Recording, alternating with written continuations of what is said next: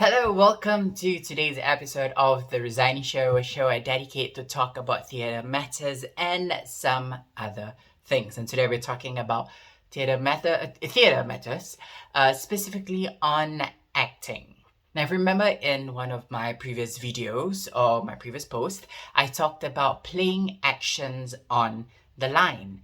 What does that mean? Well, it simply means that you literally apply actions as you say your lines. So if you go to different acting courses, or whether it's at a drama school, your master's, for diploma or degree, or you take acting courses, shout out to my friends in Bold Moment Theatre in Singapore for having an acting course that you can apply to. So they do Chekhov method, viewpoints method, and Meissner.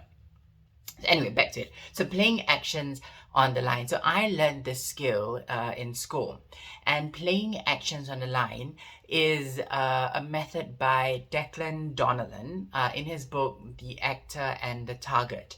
And essentially, what he's the director. So what he would like actors to do is to target your sparring partner with different actions, whether you could be to insult or to cajole, to coax, to insinuate, to calm down, to pacify, to welcome, to flick, to retort. He plays a lot with all these actions, and Stanislavski also mentions this in his teaching pedagogy, the later part, where you play actions on a line. And this can be more technical in the sense that you may apply specific actions to every line. So if you've got 3 or 5 lines in a chunk, you would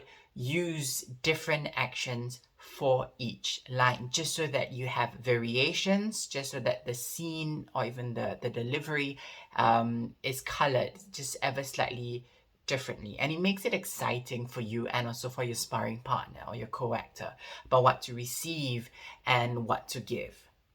And the other way is to follow Laban's efforts. So for dancers or some theatre friend of mine, you know of Laban.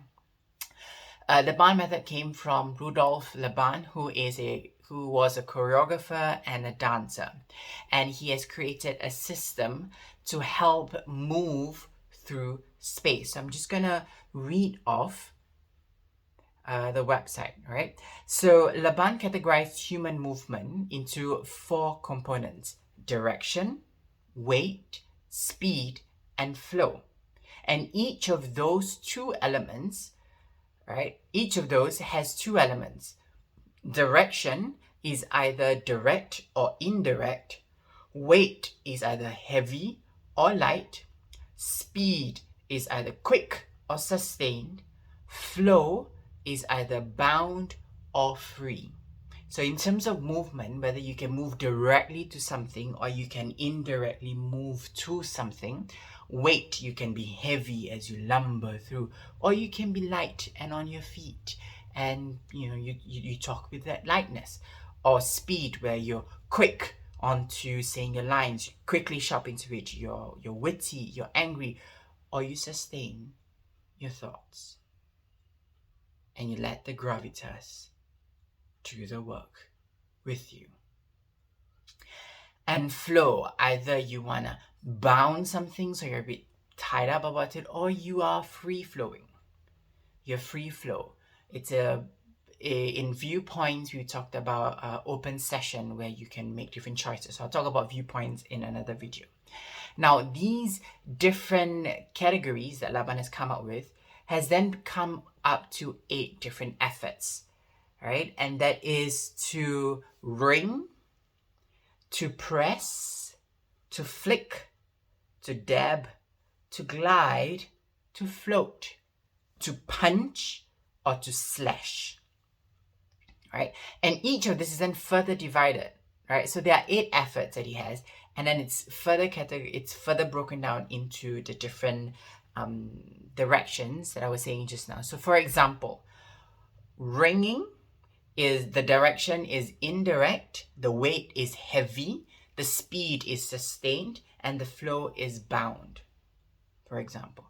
So how do you then apply that for your lines? So for example, if you have the lines, student actors have a hard time moving outside their own body. If you want to ring it, just think about ringing the line out. Student actors have a hard time moving outside their own body. Already it's creating behavior and it's creating a certain way of how you can deliver the lines. Right? And if you to apply Declan Donnellan's way, for example, in the same line, student actors have a hard time moving outside their own body. And if I were to insult the intention behind the line, student actors have a hard time moving outside their own body. Or I could sound more welcoming with that. Student actors have a hard time moving outside their own body. All right, it's different. Whether is it right or wrong, it's really up to you to decide with your scene partner and in some way with your director, because it has to fit the scene. It has to fit the overall mood and tone of the scene. So try it out. 2 different methods that I mentioned and now how you can play actions on your line. First is to literally play actions, and it's from the book The Actor and the Target. I'll put in the show notes. And second is to look at Laban's efforts and the 4 different categories that he talked about.